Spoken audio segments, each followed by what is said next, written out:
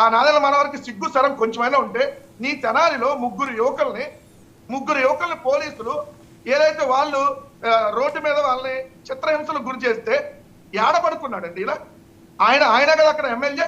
ఏమండి నాదొక ప్రశ్న వెంకటరెడ్డి గారు, అదే తెనాల్లో ఆ ముగ్గురు యువకుల గురించి మీరు మాట్లాడిందే నేను కూడా మాట్లాడతాను. వాళ్ళు అంతా యాంటీ సోషల్ ఎలిమెంట్స్గా వాళ్ళు అక్కడ ప్రవర్తించిన తీరు మీకు తెలిసిందా? Just because of Dalit card ఒకటి పెట్టేసుకొని మీరు మాట్లాడేస్తే అది నమ్మాలా? జనం నమ్మాలా?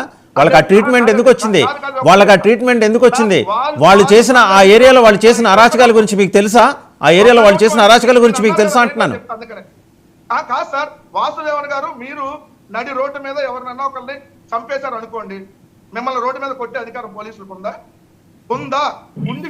ఓకే, ఆ చంపిన వాళ్ళని భుజాన్ని ఎక్కించుకొని తిరగమంటారా తెనాలి ప్రజలు? ఆ చంపిన వాళ్ళని, లేకపోతే ఆ రేపులు చేసిన వాళ్ళని, ఊళ్ళో వెళ్తున్న ఆడవాళ్ళని, ఏదిస్తున్న వాళ్ళని భుజాన్ని ఎత్తుకొని తిప్పాలని ఎవరిని సార్? వాళ్ళు తప్పు చేస్తుంటే న్యాయపరంగా వాళ్ళు ఆల్రెడీ జైలుకి వెళ్ళొచ్చారు, ఆల్రెడీ రిమాండ్కి వెళ్ళారు, మళ్ళీ బయటకు వచ్చారు, మళ్ళీ వెళ్తారు, బయటకు వచ్చి మళ్ళీ చేస్తున్నారు వాళ్ళు. అందుకనే కదా ఆ ట్రీట్మెంట్ పోలీస్ ఎందుకు ఇచ్చారు?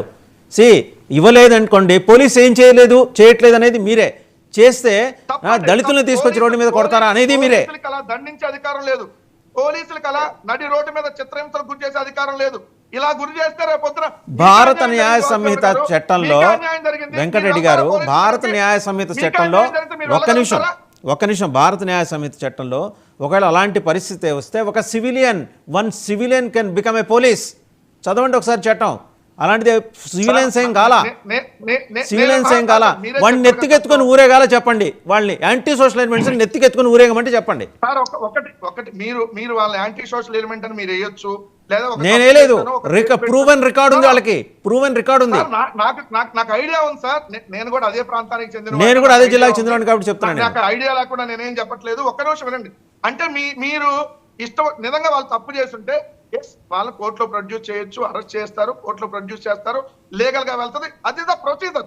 ఆ ప్రొసీజర్ విరుద్ధంగా ఎవడు పడితే వాడు ఇష్టం వచ్చినట్టుగా నేను వ్యవహరిస్తాను అనే దానికి చట్టం లేదు వాసుదేవన్ గారు. మరి నడి రోడ్డు మీద ఇష్టవంతుడిగా వ్యవహరిస్తున్న తెలుగుదేశం నాయకులను అంటే వాళ్ళని కూడా మరి అలా శిక్షించాలి కదా. రోజుకి ప్రజలు దోచుకుంటున్న కూడా మరి పోలీసులు అదే విధంగా శిక్షిస్తారా? అంటే వాళ్ళకో న్యాయం వీళ్ళకో న్యాయమా? సోషల్ ఎలిమెంట్స్ ఇప్పుడున్న రాజకీయ పార్టీలో నాయకులు కదా. అదే తెలుగుదేశం పార్టీ, అదే జనసేన పార్టీలో వాళ్ళు వ్యవహరిస్తున్నారు కూడా చేయాలి కదా. మీరు అన్నట్టుగా నేను వాళ్ళ వెనకేసుకుని అట్లా తప్పు చేస్తే వాళ్ళ మీద కేసు పెట్టండి, అరెస్ట్ చేయండి, ఎప్పుడు వద్దన్నా. మీకు నేను మస్తానరావు గారి దగ్గరికి వెళ్లే ముందు మీతో ఒక ప్రస్తావన చేస్తాను.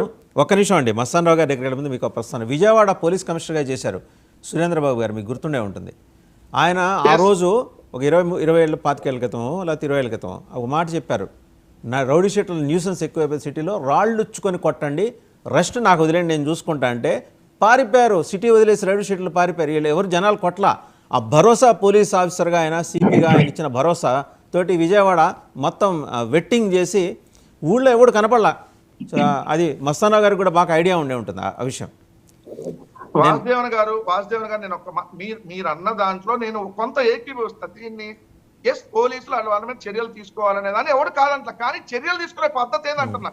మీకు చేతులకి కాళ్ళకి మీకు కూడా రాడ్లు వేసి ఉంటే అతను నన్ను వదిలేయండి సార్ అని చెప్పి నా చేతులకి కాళ్ళకి రాడ్లు ఉన్నాయన్నా కూడా చిత్రహింసలకు గురి చేస్తూ వీడియోలు తీస్తూ సైకో ఆనందం పొందుతూ మళ్ళీ ఆ వీడియోలు అదే పోలీసులు రిలీజ్ చేయడం అనేది ఎక్కడ జరుగుతుంది, అసలు ఎటుపోతున్నాం దాని మీద కదా మనం మాట్లాడాలి. వెంకటరెడ్డి గారు, మీరు శాసనం ప్రకారం వెళ్ళాలంటున్నారు, శాసనం ప్రకారం వెళ్ళాలంటున్నారు. జైల్లో పెట్టండి.